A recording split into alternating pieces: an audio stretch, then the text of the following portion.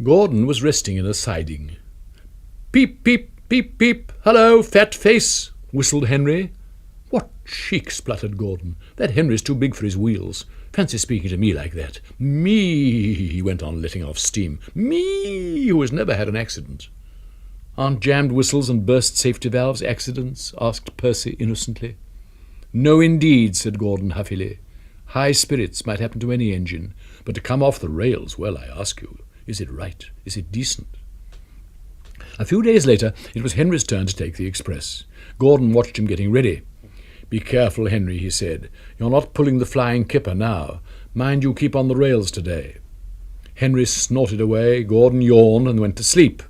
But he didn't sleep long. "Wake up, Gordon," said his driver. "A special train's coming and we're to pull it." Gordon opened his eyes. "Is it coaches or trucks?" "Trucks," said his driver. "Trucks," said Gordon crossly. "Pah!" They lit Gordon's fire and oiled him ready for the run. The fire was sulky and wouldn't burn. But they couldn't wait, so Edward pushed him to the turntable to get him facing the right way. I won't go, grumbled Gordon. Don't be silly, puffed Edward.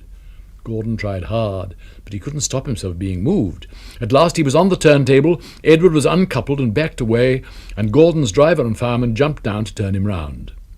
The movement had shaken Gordon's fire. It was now burning nicely and making steam.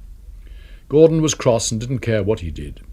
He waited till the table was halfway round. I'll show them, he hissed, and moved slowly forward. He only meant to go a little way, just far enough to jam the table and stop it turning, as he had done once before, but he couldn't stop himself, and slithering down the embankment, he settled in a ditch. "Oosh!" he hissed as his wheels churned the mud. "Get me out! Get me out!" "Not a hope," said his driver and fireman. "You're stuck, you silly great engine. Don't you understand that?" They telephoned the Fat Controller. "So Gordon didn't want to take the special and ran into a ditch," he answered from his office. "What's that you say? The special's waiting? Tell Edward to take it, please. And Gordon? Oh, leave him where he is. We haven't time to bother with him now."